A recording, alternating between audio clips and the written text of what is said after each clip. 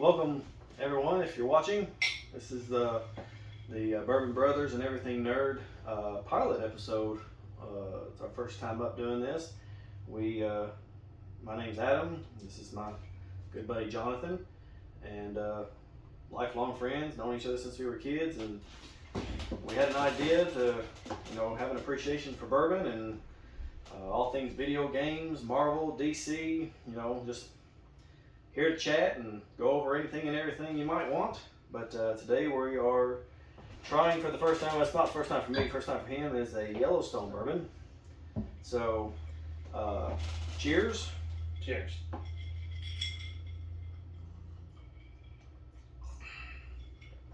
God, that's good. Before you start complaining, I know there's a lot of ice in here. I'm just one of those guys that loves my drinks being ice cold. It's not because it isn't smooth or it's burning or I need a little cut of the bourbon. I just really like a cold drink. Kingston, do you like hot bourbon? No, this is how I drink it too. I'm gonna say I'm just not I don't have anything against neat drinking scotches, whiskeys, or bourbons. For me, it's gotta be cold. It's just like on the rocks. When I come in, I went to Germany a few years ago, and they don't believe in air conditioning. They don't have an air conditioner in all places, and they don't believe in ice.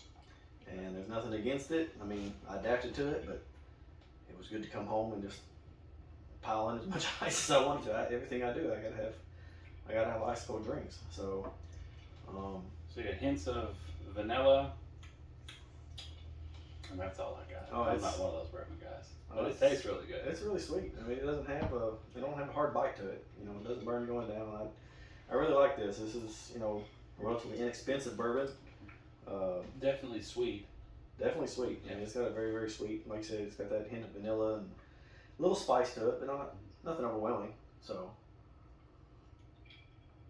that is good. I really like it. So, what do you think? It's your first time. Oh yeah, it's good. Yeah. So, what we're hoping to do here, guys, is just, every so often come on here, try out a different bourbon, give you our opinion of it, as we are not experts in any form or fashion, but we are, lifelong nerds.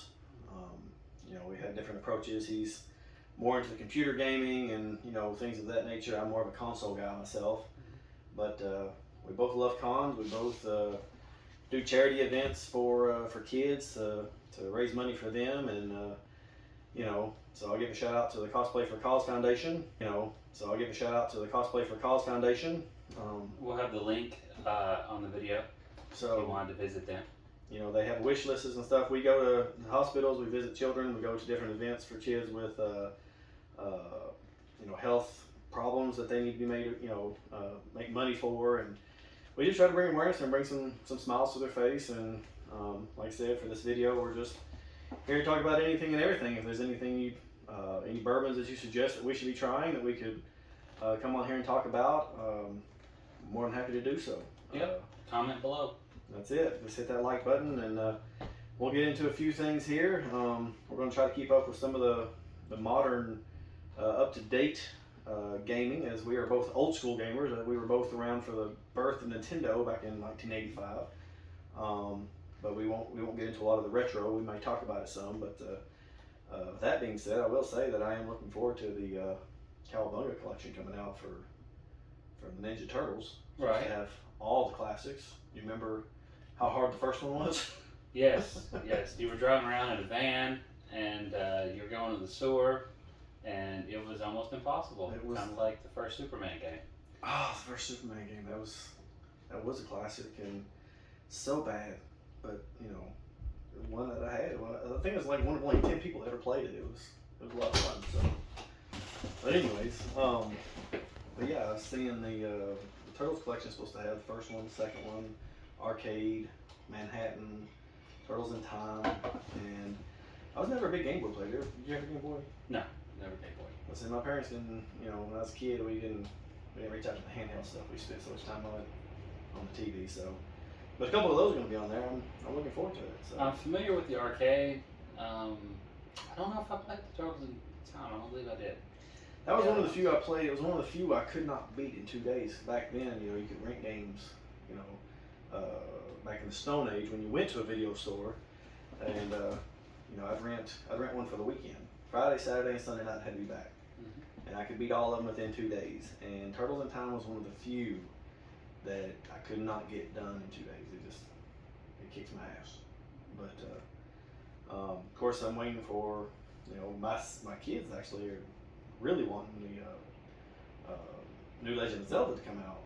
Breath of the Wild was such a hit with them. They love it. My son actually, loves all things Legend of Zelda. I mean, I remember the first one and I fell in love with it just like he did the first time I played it. And I'm dying for that one to come out. It's like it should be beautiful, but it hasn't got here yet. So I don't know. But the games we've been playing recently that's driving us crazy are the Dark Souls series. Yes, we've both delved into the Soulsborne categories. I've done Dark Souls and then Sekiro, and I'm currently in Elden Ring.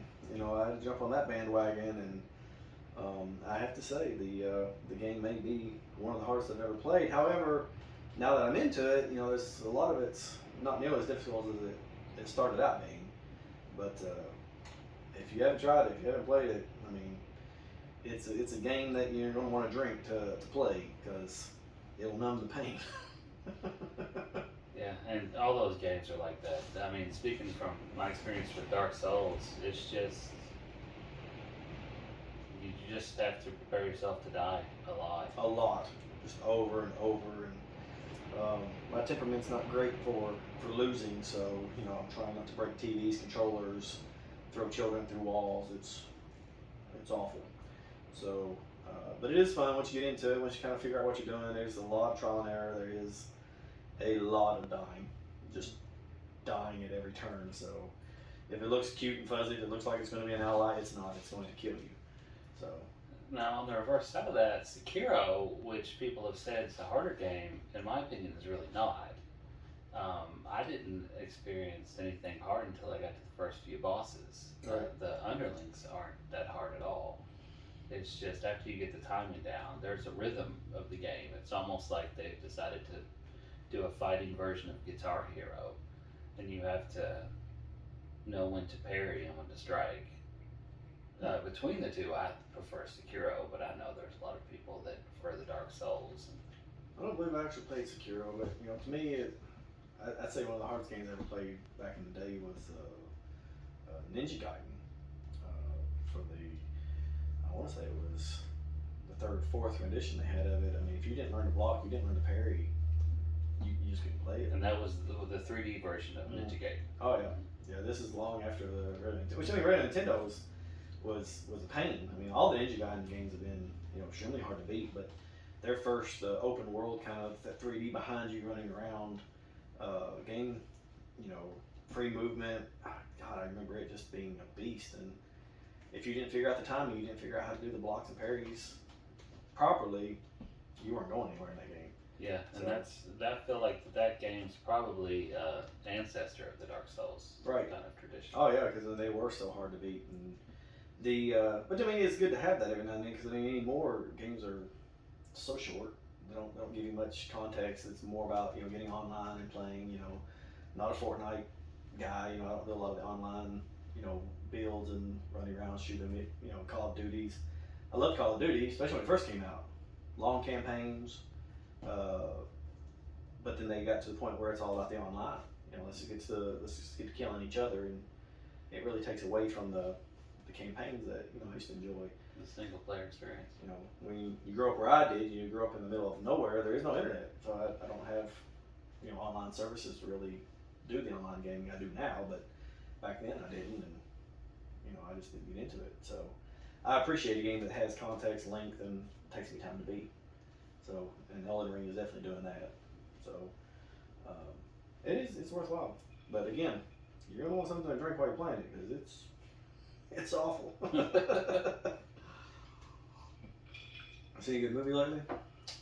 Watched The Gray Man on Netflix. Don't agree with Rotten Tomatoes. I thought it was decent. The family enjoyed it. Okay.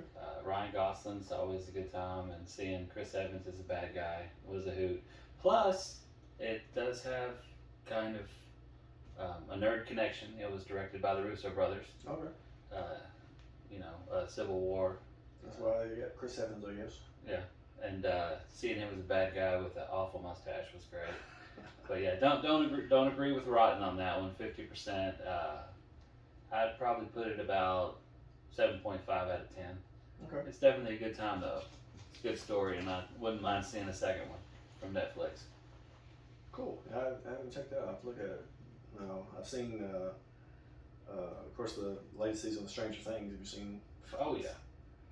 I was misled. I thought this was the last season. I was so excited when I got into that 2 hour and 20-minute finale, thinking, let's do this. And turns out there's gonna be a whole other season. I didn't know that.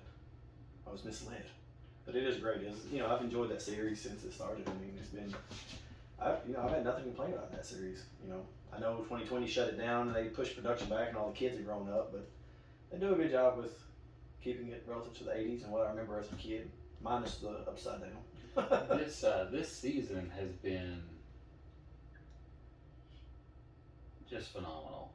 And I'm kind of, we owe kind of that COVID period of length for them to refine it and give us the season that we did get. Right. Because they had more time to do the plot. Well, I actually wish they'd kind of done more with the, they take that break. Netflix has gotten to the point where they're doing this break in the middle of their seasons. They did it with the Ozarks. If you watch the Ozarks was great. I love the Ozarks. You haven't watched that series, that's a series to check out, not for kids.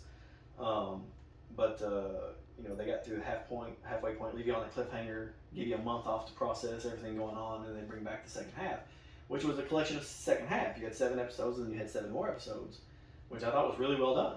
It gave you a moment to sit back and you're like, damn, how are they going to top this? And then they do.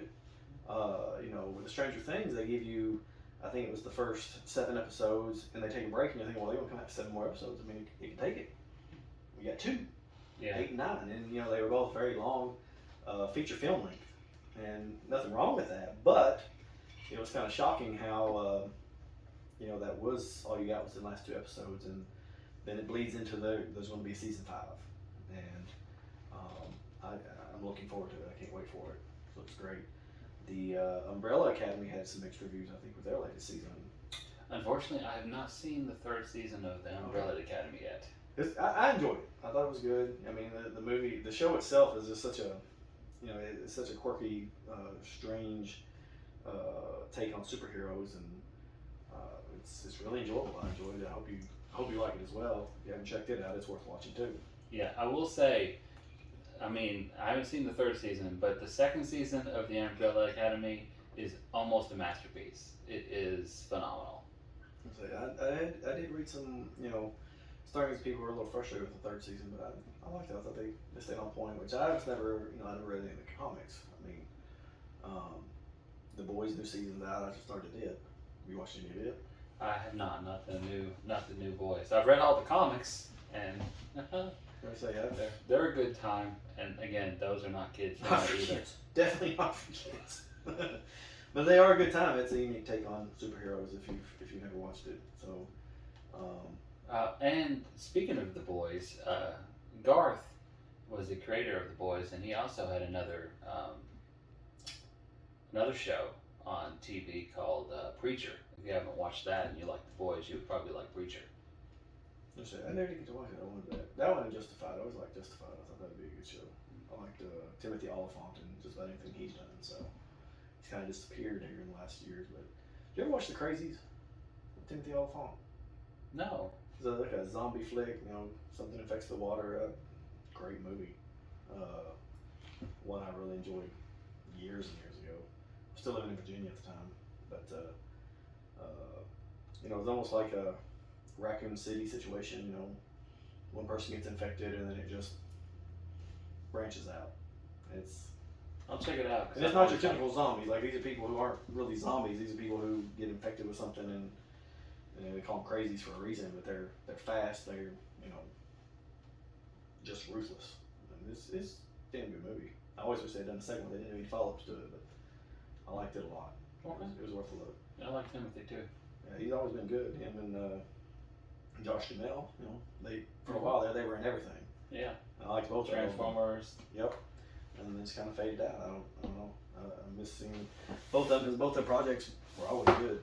I know a lot of people didn't like The Hitman, which was based off a video game, but No. we don't get a lot of video games that you look at and think.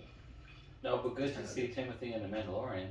Right, That was a cool nod. Yep. Yeah. Yeah, he played well in that, and speaking of video games made movies that were pretty successful, Uncharted was pretty good, despite the fact that I wanted the original casting of Nathan Fillion to be Nathan Drake. I mean, I loved Firefly.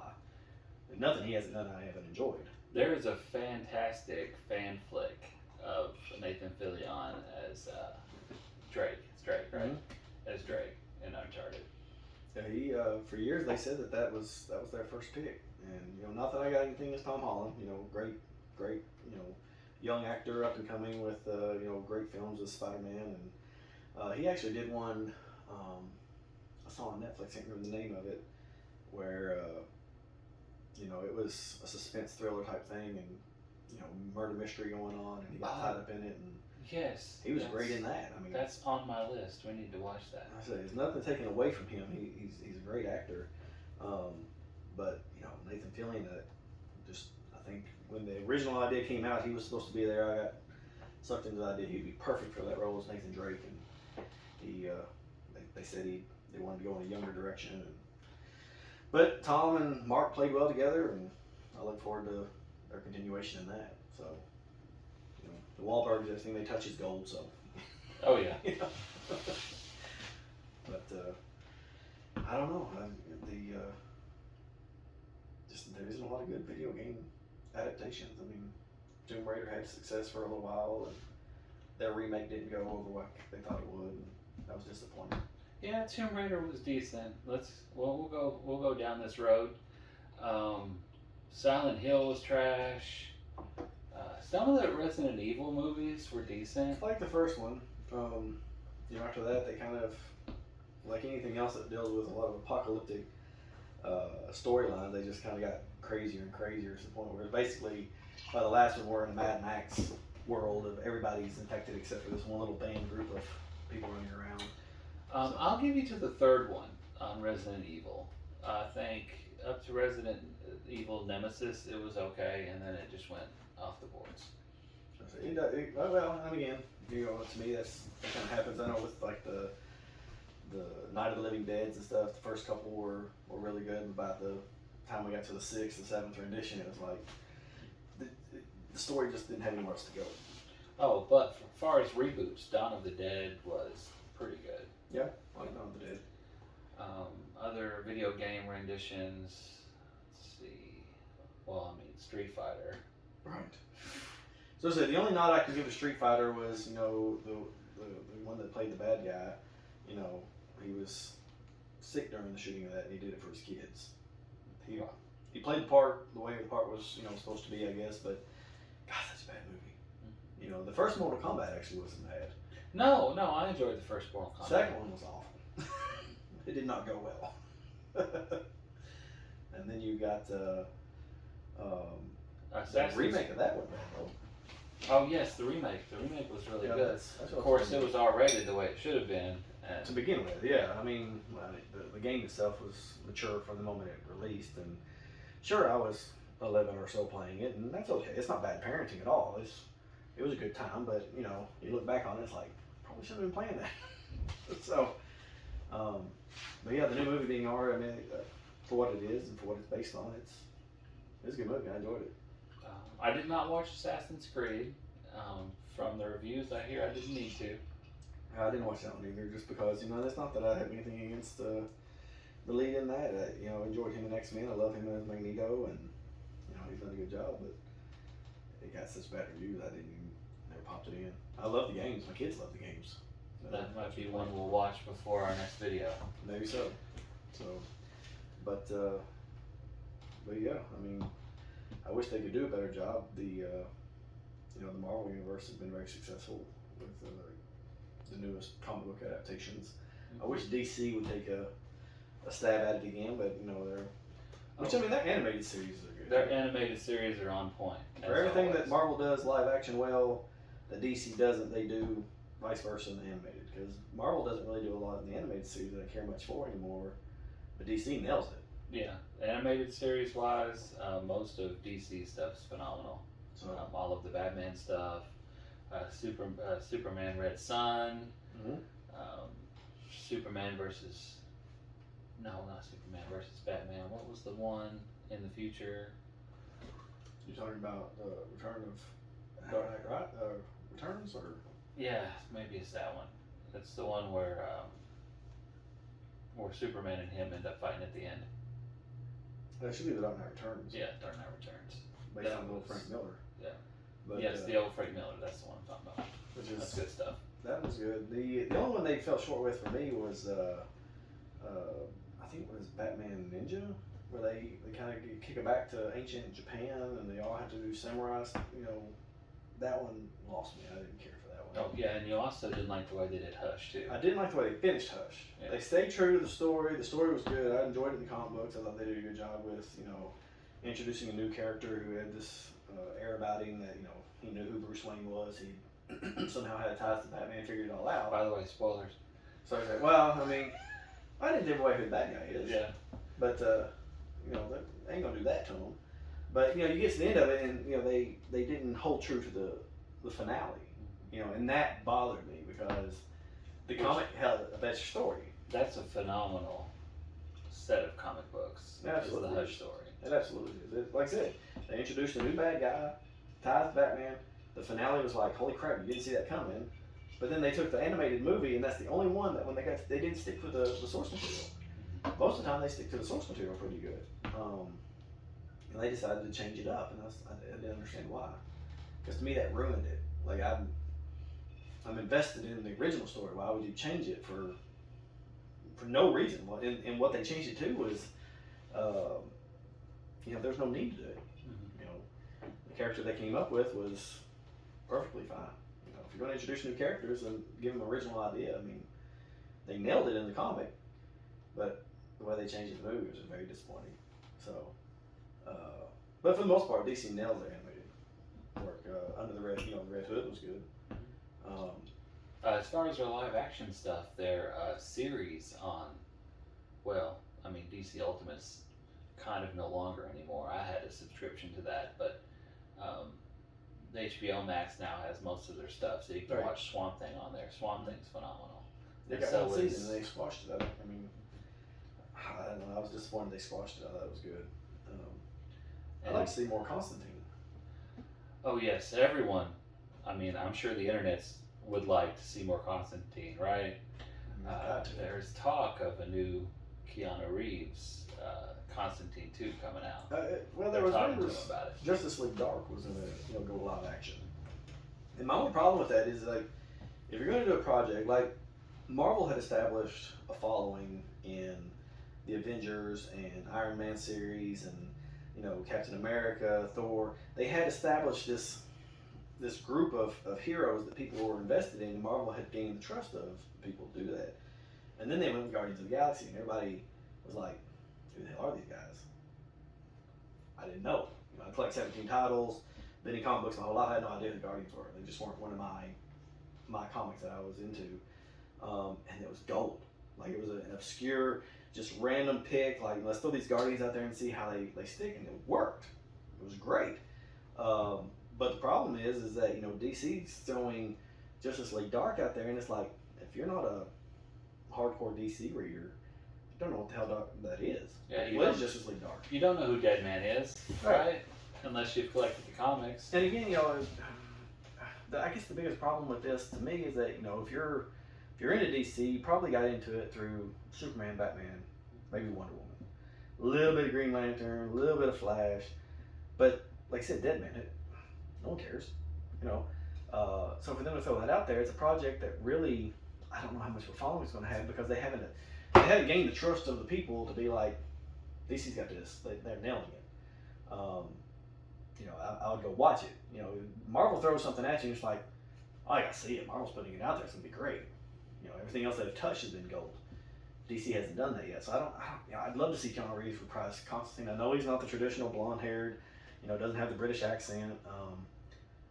But I mean, I really enjoyed Constantine years ago. Yeah. I thought it was one of the better DC films put together. Oh, it's got a cult following. Internet's trying to bring it back again with Keanu Reeves in there.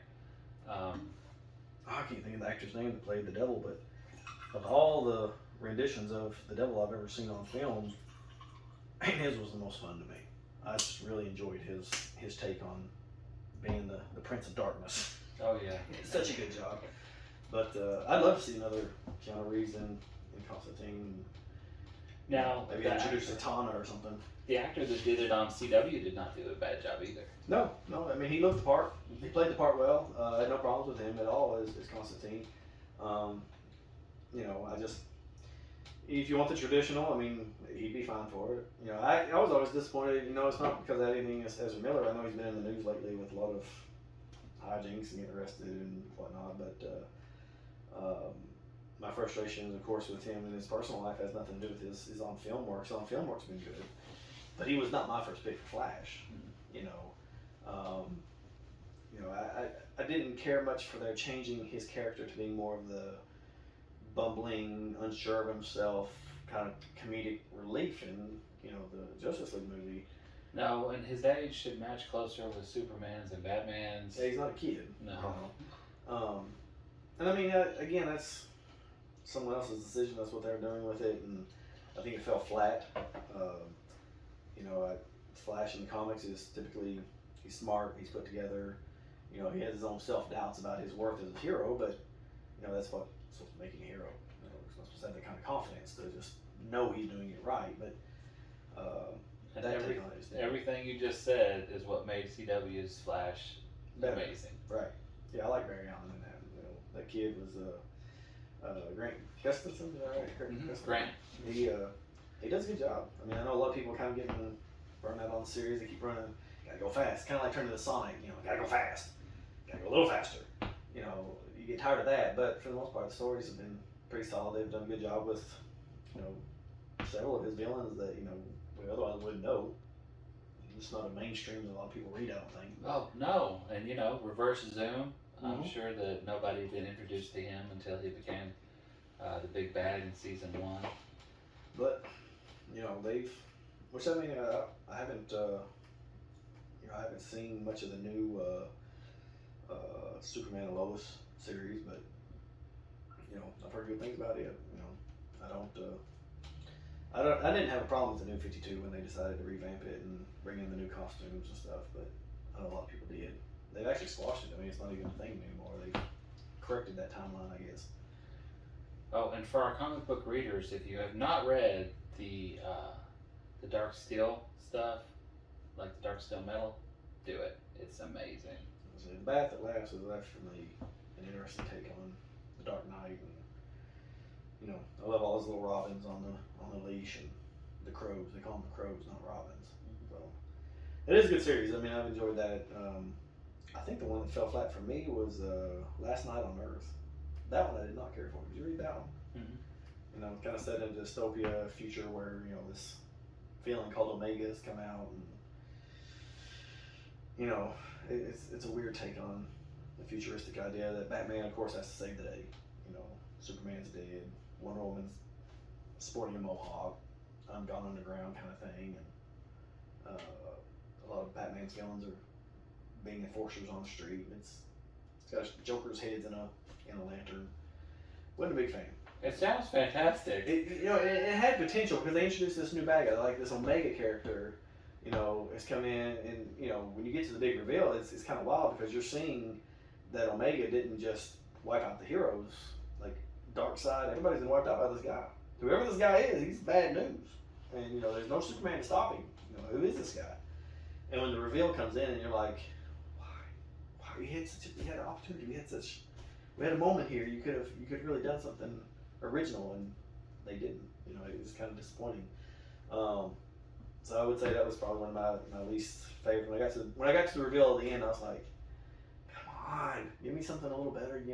Same old here. I didn't like it. It was a little disappointing. So, but I mean, I'll have to check it out now. Honestly, you need to take a look at it. Like I said, leading up to the big reveal at the end of it, I enjoyed it. And then, of course, you find out who Omega is. It's kind of like, back to games for a minute. You go to the third Batman Arkham series. You know, the last one, which was introducing this character, Oh. Arkham Knight. The Arkham Knight was going to be like, you know, this is going to flip the whole world upside down. They're going to give you a brand new character no one's ever heard of. It, you know, that's how they kept promoting it too. We're going to give you a character that, you know, is going to challenge bats. It's going to take him to a whole new level no one's ever seen him before, and you know, we can't wait to show you. And then they have the reveal, and it's like, and I don't know if you haven't played the game. I won't do the spoilers, but you know, when they reveal, it's like, why? You ruined that. You had such hype, and it was such a good character, and then the reveal comes in, and it's like, really? That's not a new character. That's not a new direction at all. It's established in the comics what happens here, and then your reveal is the same old. That's not what's supposed to happen. Yeah, I have to agree. If you haven't played the Arkham Knight, unless you really, really have to, don't. Like I said, a lot of the gameplay isn't bad. It's kind of repetitive. I get tired of the Batmobile. You know, that was such a big hype thing too. Like it was going to be, like this was going to be awesome. You had to play the Tumbler basically, this giant, you know, and it just got too much. All the Riddler trophies are based around racing in the Batmobile. Yeah, but we did them. We did them all. I regret doing all of them. It didn't live up to the hype it was supposed to. No, that wasn't that. That wasn't that one. Arkham City was the best in that series. Arkham Knight Asylum was, I mean, gold as well. I mean, I loved Arkham Asylum. The car stuff in Arkham Knight's what killed me. Yeah, it was too Like much. too many missions in the car. I agree. You know, it overwhelmed the game and it became repetitive and it was annoying. But you know, Arkham, you know, like I said, Arkham Asylum, you know, closed world, limited how much space you had. That game was phenomenal. You know, of course, huge shout out to Mark Hamill. Love Mark Hamill, Luke Skywalker. But you know, for those who grew up with him as the Joker, I mean, there's no voice better in that animated series than Mark Hamill. And I mean, his portrayal in all those games, you know, because at one time he's saying he's retiring from it, but Kevin Conroy is Batman as it should be, and Mark Hamill as Joker. Shout out to Kevin Conroy. Like I say, I've met him a time or two at some cons, and I mean, you know, he's a great guy. You know, I'd love to be Mark Hamill. He hasn't come around here that I'm aware of. I've never known him to come into the Lexington area. But hey, Mark, come to Lexington. Come to Lexington. You got a lot of people here who'd love to meet you. But yeah, I mean, Kevin's been, you know, he's been in Cincinnati, he's been Louisville and Lexington, and I've seen him at all of them. And yeah, he's a cool guy. He's a really good guy. I've met him too. I like him a lot. But his voice is perfect for, you know, for the Batman, and it worked great in those games. You know, him and Mark Hamill, they make those games. Arkham City again, great game. Probably where it was open world, you know, anywhere in Gotham City, basically, you know, they toned it down. Good big bad with Hugo. Right. A little disappointed there the way that played out, because you expect him to be a little bit more, you know, there was a secret reveal there was a behind the scenes kind of play there that kind of wasn't disappointing the way that, you know, it finished. It was just, I wanted to swear off with him, and you don't really do that. You know, he's there, he's pulling the strings, and it's like, well, I remember when I saw. Yeah, but he's not a fighter. He's not. He's like the brains behind the operation. Yeah, but I mean, you have that build up to it, and I mean, I remember when the trailer released for that. You know, I couldn't wait for that game. I felt like a kid again. I was so excited for that game to come out. And the best argumentatively, the best fight in Arkham City is against Mr. Freeze. Oh yeah, easily. I mean, there's so many. You know, most of it's standing fighting. You know, even when you fight the big bad at the end of it, you're like, you know, using the gadgets and whatever to bring him to an end, and there still was not nearly as much as it was against Mr. Freeze. Mr. Freeze is, I mean, they could make the entire game out of him.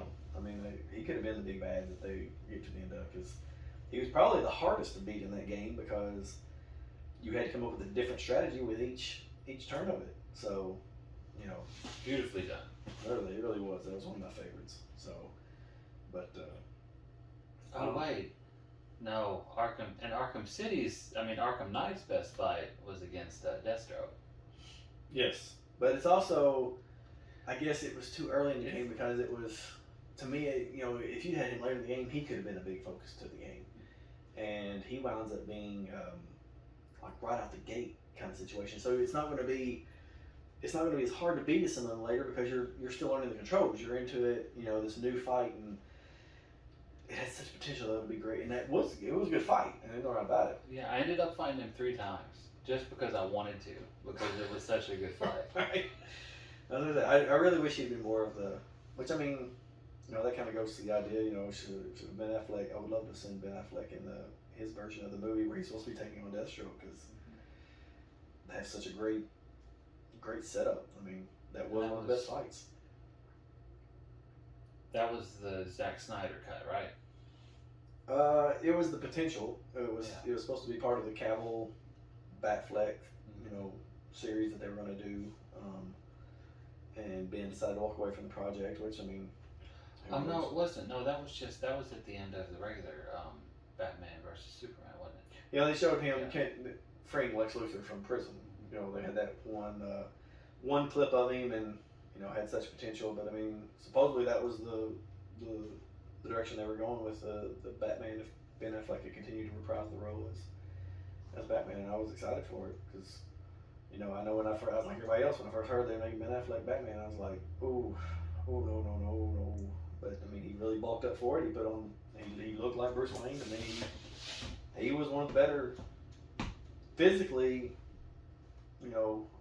He was. He did. He got ripped for that part. He got big. I mean, that's maybe it was CGI. I don't know. I heard I watched an interview with Josh Brolin talking about how some of the cast from the Marvel universe was a little disappointing because they weren't hitting the gym the way that their characters are portrayed in the movies. And I'm hoping they didn't CGI Ben, but it looked like Ben put a lot of work into that role. And my understanding is, based on what I heard, he was bigger than Cavill. Cavill was rolling, I think they said around 210, and Affleck was running between 220, 230. I mean, he's a big boy in that movie, which is very different than the roles I've seen him in the past. I mean, nothing's not a good actor, really. Great in just about everything he's done, but that was a big step in a direction I'm happy that he did for, because you want him to look the part. Probably my biggest disappointment with Pattinson was he didn't commit to the role of being this Olympic level athlete. He was skinny, and the suit swallowed him. Not that the movie wasn't good. I liked it. I know a lot of people had some issues with the fact that it was kind of slow, and they didn't appreciate how it focused more on his detective work versus action. So, with the new Batman, as Batman, I think he did well. Mm-hmm. As Bruce, not so much. Right. There was no riddles for Batman to solve. It was all after the fact. Right. There was no way of preventing it. No. Because it was, you get the riddle after. He's like, here's the a dead body. Here's a riddle. Right. Have fun. Yeah, I get that. They wanted the Riddler to be a little darker. I mean, we all remember Jim Carrey's take on the Riddler, and it was like at that point Joe Schumacher had taken over, and I remember the biggest complaint people had in the original '89 Bats, which I was a huge fan of. I know you was a huge fan of. Jack Nicholson as the Joker stole the show. He was such a bright character. So in the second movie, they went dark for everybody. Penguin was dark, Catwoman was dark, everybody was in dark. Nobody really stole the show there. They left it all very dark. And then Schumacher takes over, and it's like, let's make this as bright and comic booky as possible. And it fell flat. Two-Face was never supposed to be a comedic character. He was not supposed to be, jovial and bouncing off the wall the way, they did with Tommy Lee Jones. And Jim Carrey was, I love Jim Carrey. Love him in everything he's done. But that wasn't my take on the Riddler. I know that was his, no big deal. But between the two, I mean, Jim's Riddler was a little closer to what you normally get. Yeah. Maybe toned down a little bit on the bouncing off the wall and the animated, nature of him, just in general. Back when he was young, and everything he did was, as they say, overacting, I guess. The very much bouncing off the wall, very comedic.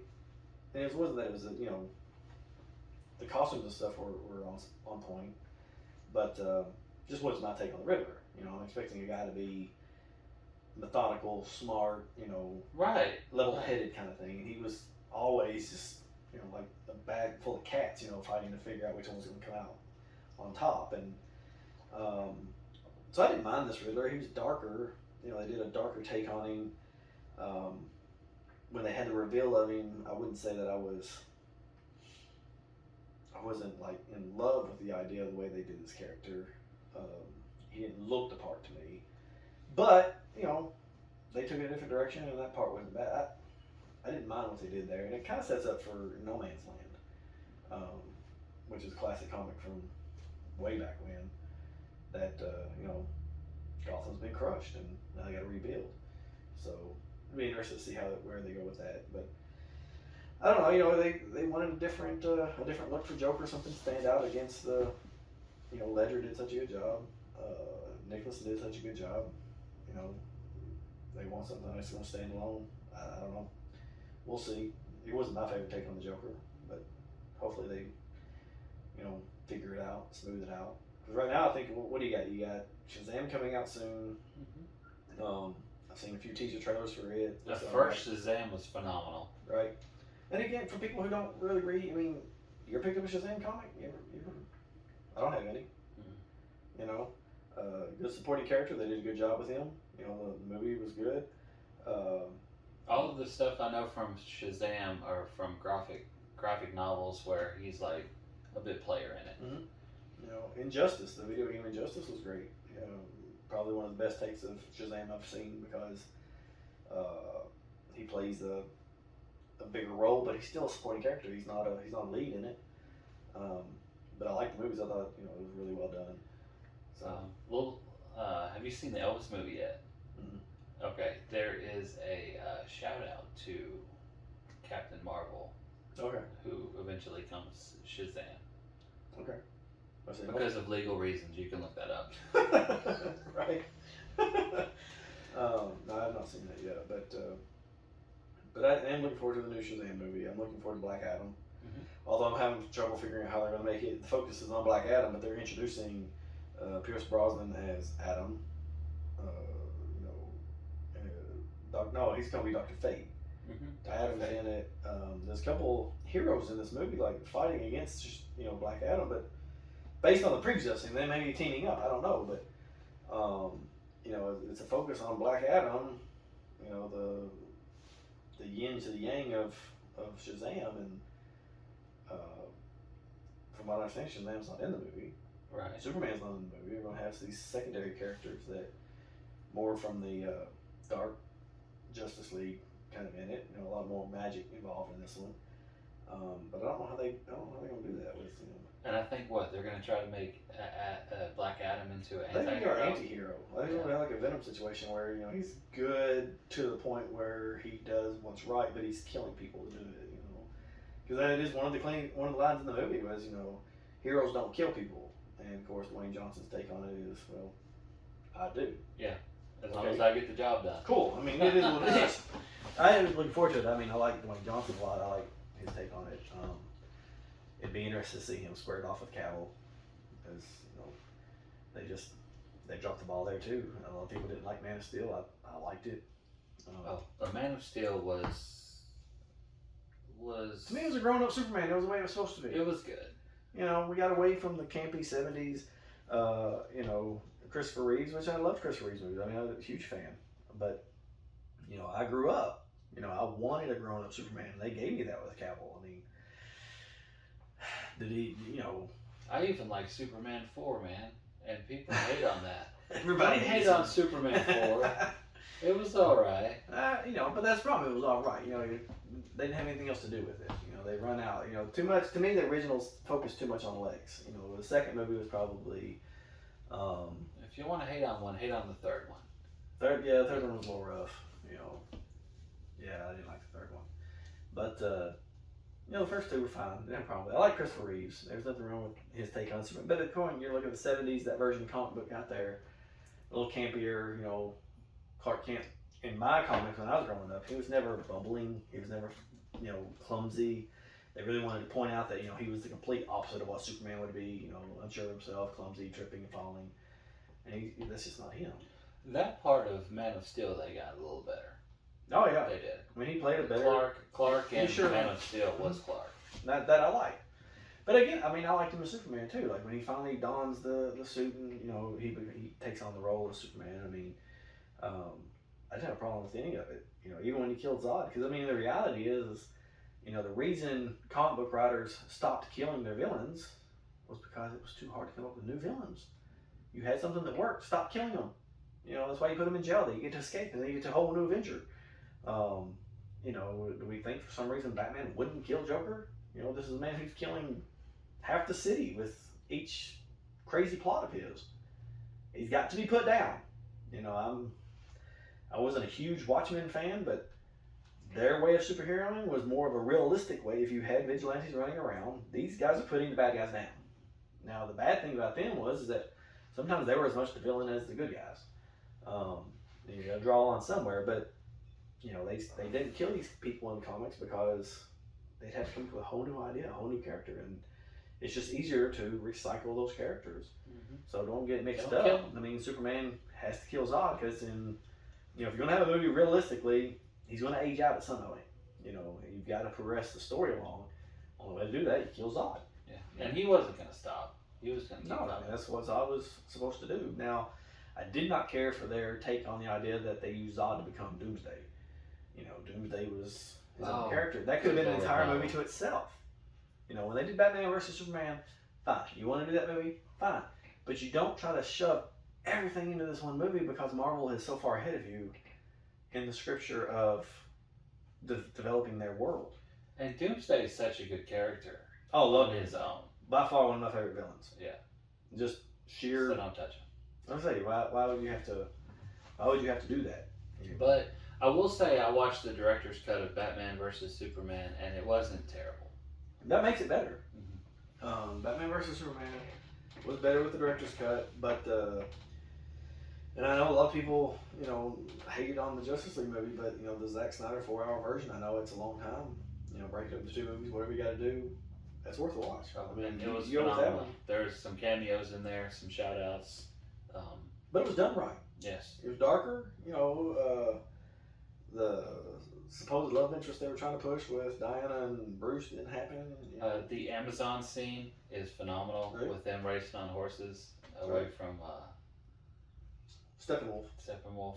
And his character changed when they went back to the original idea of what his armor was supposed to be. I mean, and he did not lose Dorothy. He was much more imposing. Like he was a villain, and it looked the way it was supposed to. Zack Snyder, I mean, I know he took a lot of heat because they thought, again, Man of Steel was too dark. Batman vs Superman didn't go in the direction they wanted it to. And again, I think the studio's more to blame than Zack on the fact that they were scared to push the envelope on that, so they pulled back. And instead of focusing on, I think Superman in the Dark Knight series, or in the Batman vs Superman situation, they focused more on that, and it didn't work as well. Like they were trying to push for a different take on it. I don't know why. Like, Cavill wasn't as popular for some reason as Superman. I don't know. I liked him. I thought he was good. He looked the part. He played the part well. And it made so much more sense in the Zack Snyder's version than Justice League when Superman comes back. Mm-hmm.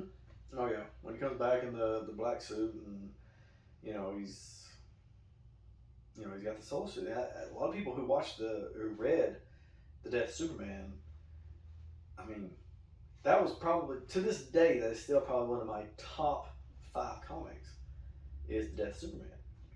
When he's fighting Doomsday. The only thing I did not like about The Death of Superman was the fact that we got the Justice Society, not the Justice League.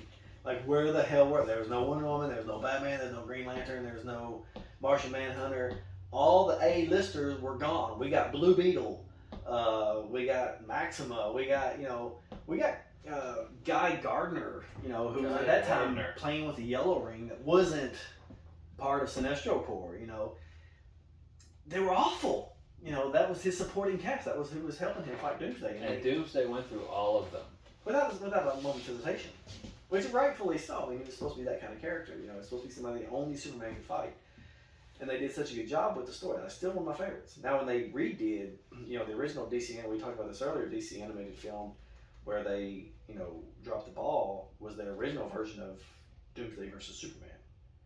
But then they went back and did it again, where they did the death of Superman.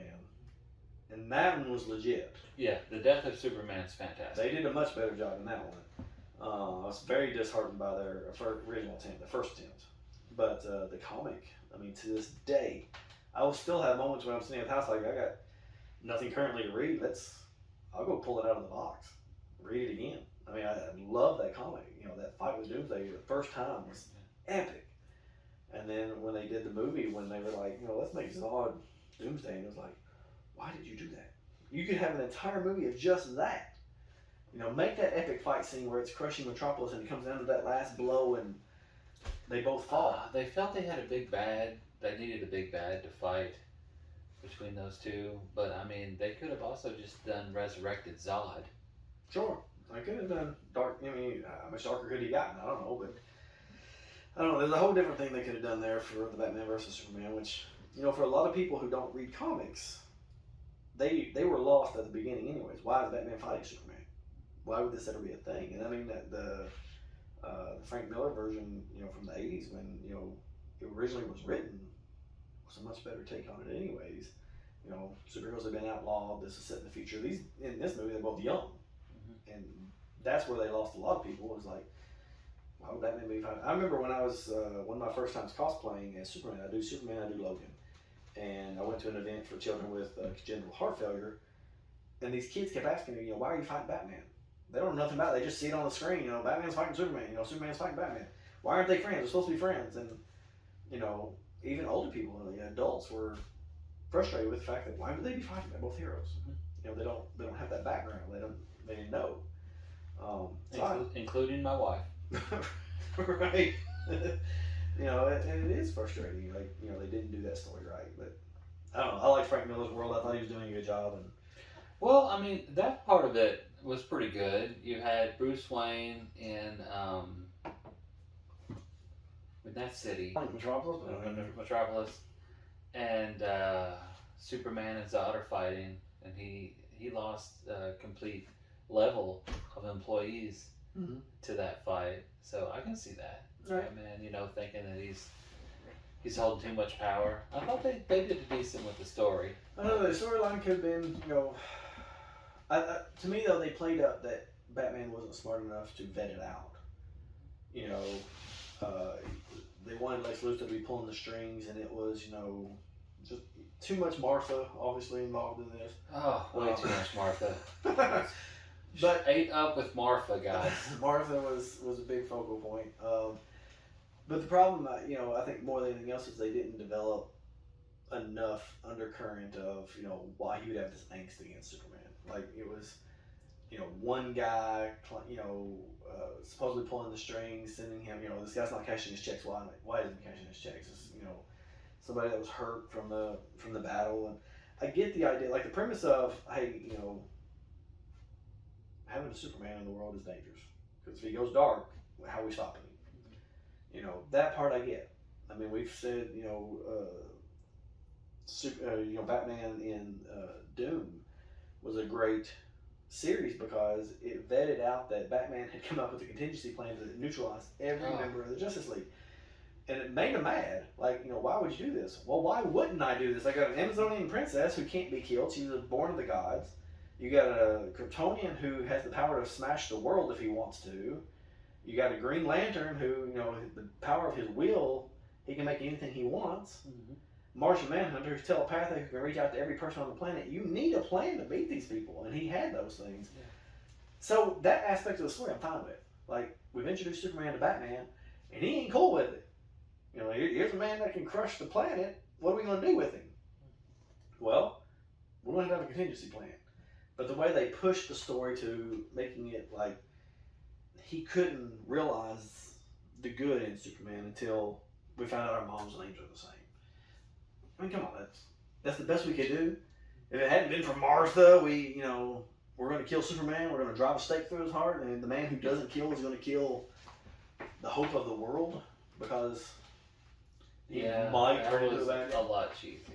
I said that part bothered me. Yeah, it bothered everybody. I mean, it's the reason it wasn't successful. It's very meme worthy. Right. Millions of memes came out with that. That's been a mean treasure trove, but I don't know. I you know, they could have done a much better job with that story. So I don't know, but I guess we've ranted long enough. I reckon it's time to tie it all up, I guess. All right. But guys, I hope y'all enjoyed this. I know there's not a lot going on. It's a lot of talking, but this is what we do on a regular basis, and we felt we would share it with you. So hope you enjoyed it. If you get a chance, go out and get you some Yellowstone. It's very smooth. It's been very nice to have during this conversation. 2 glasses is enough for me, but you know, I'll stop there. But hopefully you'll find something you like in here, and you know, send us some comments, some stuff you'd like us to talk about, things you'd like to hear about, or bourbon you'd like us to try. So subscribe. We'll be doing more videos. Sure. Until next time, guys. Have a good one. Bye.